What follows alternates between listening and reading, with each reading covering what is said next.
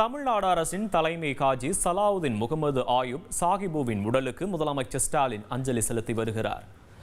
இது தொடர்பான விவரங்களை செய்தியாளர் சாலமன் வழங்க கேட்கலாம். சாலமன், வணக்கம். விவரங்களை பதிவு பண்ணலாம் சாலமன்.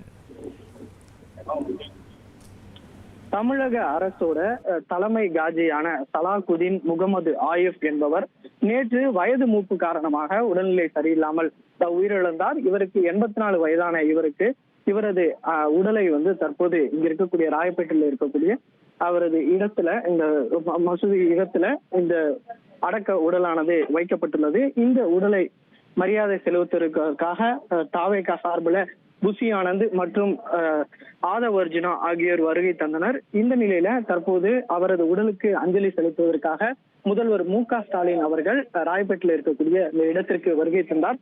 அதன் பின்னர் அவரது உடலுக்கு மரியாதை செலுத்தும் விதமாக மலர் தூவி அவர் மரியாதை செலுத்திவிட்டு அவர் கிளம்பி சென்றார். இவருடன் அமைச்சரான சேகர் பாபு மற்றும் டி.ஆர். பாலு ஆகியோர் வருகை தந்தனர். தற்போது அவர் மரியாதை செலுத்திவிட்டு காரில் புறப்பட்டு சென்றார்.